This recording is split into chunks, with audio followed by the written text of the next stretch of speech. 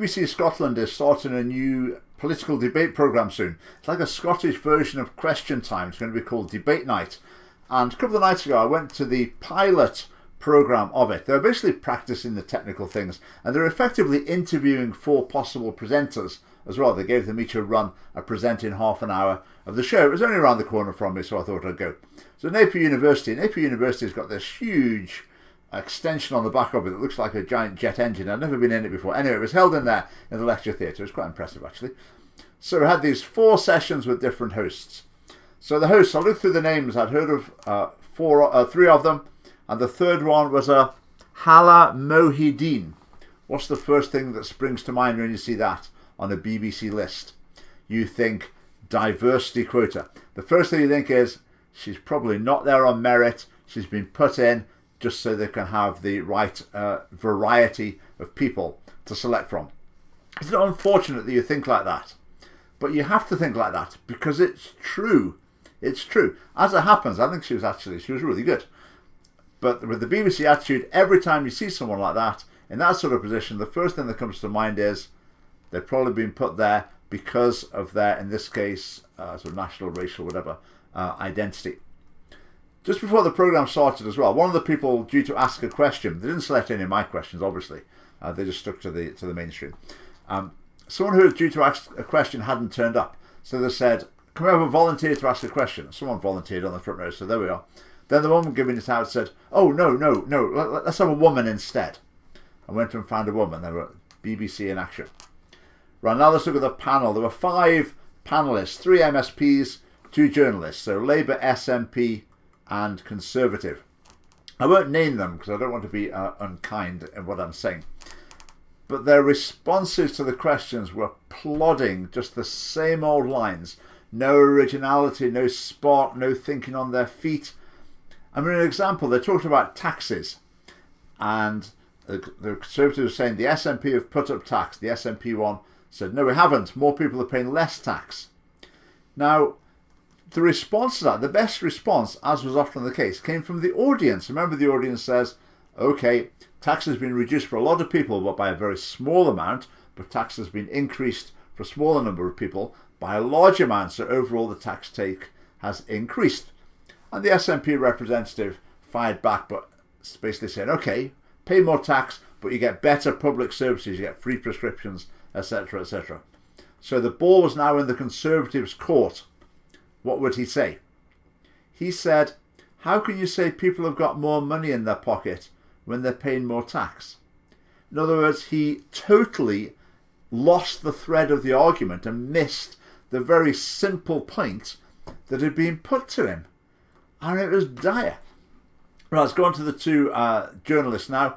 Both of them extremely left-wing, progressive, socially liberal types. Right, the topics, you can guess the topics. Brexit. Will Brexit make independence more likely? That's the sort of thing we had. Now, if I remember rightly, the Brexit result in Scotland was 62% Remain, 38% Leave. So if the BBC was reflecting public opinion, roughly on that panel, you'd out of 5, you'd have 2 who were positive about Brexit, saying it was a good thing. How many did they have? I'll let you guess. Of course, you don't need to guess. It's obvious. 0. Now, you may think, well, who could they get? I mean, there's hardly anyone in Scottish politics who supported Brexit. I mean, there's the Conservative MP, Ross Thompson. They could have got him, but I think, unfortunately, he was otherwise engaged in the bar of Westminster on the night in question. But on the topic of Brexit, Scottish independence, they've got nothing new to say. It was just recycling the same old lines. On a couple of occasions, they were asked to give predictions, again, along the lines of, will Brexit make independence more likely? When they're asked to do that, they don't make predictions. They don't make any efforts to actually analyse the situation and see what the most likely outcome is. They just present what they want as a prediction in order to generate momentum and expectation that that's what's going to happen. There was a question about the NHS. NHS targets, are they a good thing or a bad thing? Well, the answers are obvious. Everyone's going to say the same, aren't they? Well, targets can be a good thing, but they obviously don't capture all of health service. So yes, targets are good, but I mean, it's a bland topic to discuss. There's not really distinct viewpoints on the matter. The SNP representative made a plea that the NHS be depoliticised. We don't use it as a political football. And I thought, yeah, that's what you would say if you're the government. I bet you wouldn't be saying that if you're in opposition. You'd be very keen to be attacking the government on the handling of the NHS. There's a question about obesity and will it be exacerbated by fast food delivery. So they were talking about tax, regulations, poverty, you name it. Not a single mention of personal responsibility. There was a question scheduled on child poverty. I was poised ready with a question to say, what about family breakdown?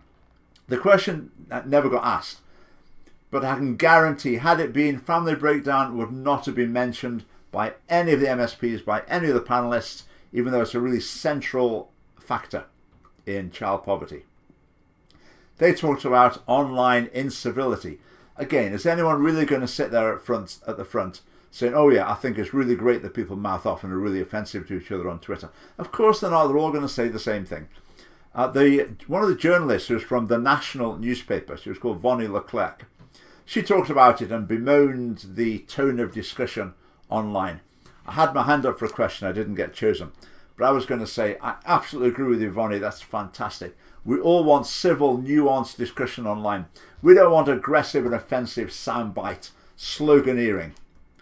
By the way, could I just ask, are you the Vonnie Leclerc who a couple of days ago tweeted the phrase F*** the patriarchy? But I wasn't chosen. Now, out of the presenters, I thought Stephen Jardine was the best overall. I thought they were all good. I thought he was, to my personal taste. But he said, it's really good to bring in personal stories. So if you're talking about the NHS, talking about your experience waiting for an operation or whatever. So I can see what he's getting at, that people might find the programme more engaging with that. But on the other hand, it might tend to be more emotive rather than rational and constructive discussion.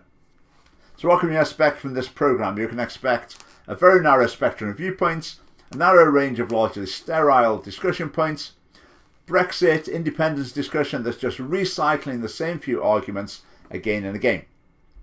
Now, part of the problem is the BBC's skew in everything to its own agenda, but the ultimate problem is the composition of the Scottish Parliament. If you put Scottish Family Party MSPs in the mix, there will be fireworks on programmes like that. But it's not about improving the entertainment quality of BBC current affairs programmes. It's about filling the void in Scottish politics.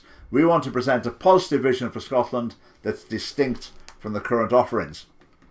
Right, in the meantime, if you want incisive, original analysis of Scottish politics from a fresh perspective, just click that subscribe button.